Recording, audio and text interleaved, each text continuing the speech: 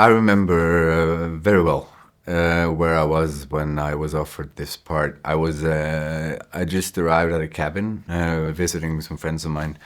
It was approximately yeah, it was actually 2 years from now, quite accurate. Yeah, it was Easter, and yeah, I got a call from the director Øystein, and I think he just said, "Hi, Harry," and I was quiet for quite some time, and yeah, I think he said, "I hope you're happy," because I was just quiet. Yeah, but I was. So yeah, it was a very special moment. Yeah.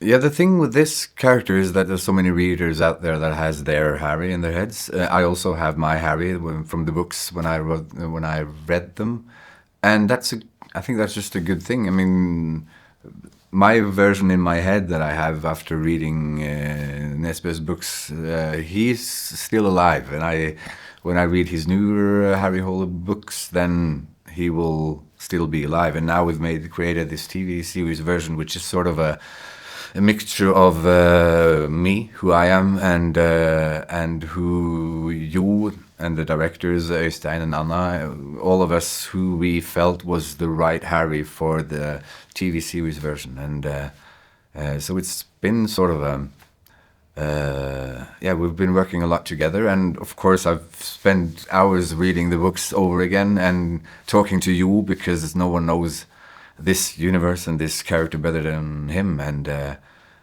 so if I ever had any questions, I could always just call him, and he was like 10 minutes away, and then he came on set, and then we could figure something out. So yeah, I don't feel like this is just my Harry. I feel like we all sort of work together on creating him.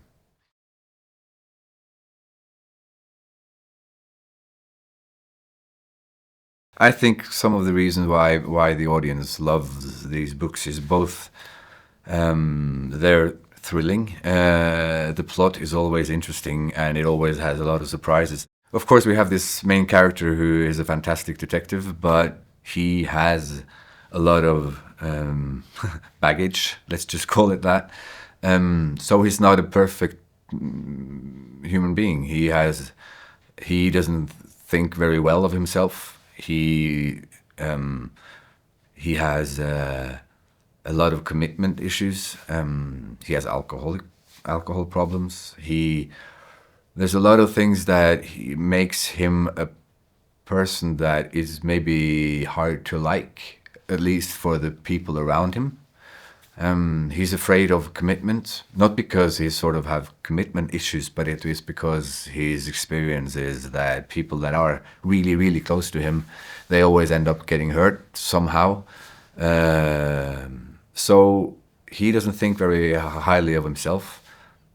And maybe also that resonates sometimes with the readers because there is, I don't know, I think he's very human with his flaws and everything. And it's nice to have a main character in these novels where, yeah, it's not a perfect version of a human being. He's really good in what he does, and besides from that, he has a lot of issues and a lot of problems just coping with whatever comes in life. And maybe it's a combination of all these things that makes Ju's books so loved all over the world.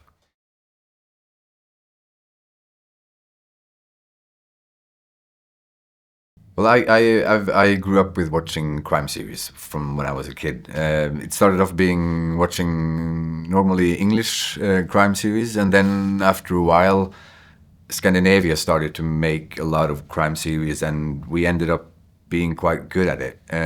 So it's been sort of our culture the last 20, 30 years. And I think that this series is both it has the DNA of the Scandic noir, but at the same time it has sort of a DNA of the maybe even the sort of American version of a detective. So it's a sort of almost a mixture of it. It's both dark but it's also funny. It's thrilling. It has a lot of energy, so it has a lot of different things which I love to watch when I watch these kind of shows. So hopefully that's something that the audience here will appreciate as well.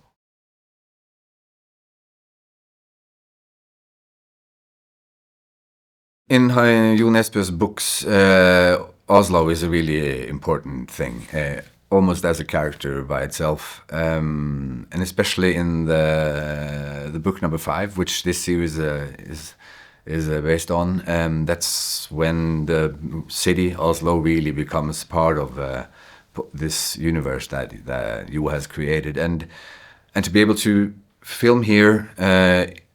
It's an expensive city to film in, and it's not easy. There's a lot of traffic. There's a lot of small roads. There's people all over the place. But I felt that it was a positivity. Everyone knew that we were doing this. Everyone has they feel they know this character, so it was actually quite cool to just go around to all these 140, 60 different locations and film all over the city.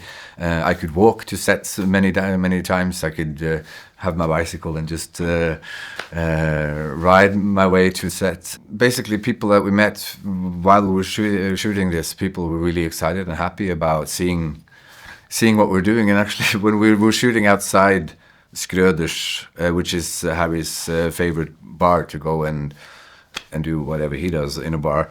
We were shooting outside there. I think we had the scene where Harry gets beaten up or something, and then there was on the other side of the street there was these people living there, and at some point they just sat. They had opened their windows and they sat like almost outside with popcorn and just watching us shooting a TV series live while they just enjoyed it. So it was that kind of feeling around the city when we were shooting this, which was just it was very funny and very exciting.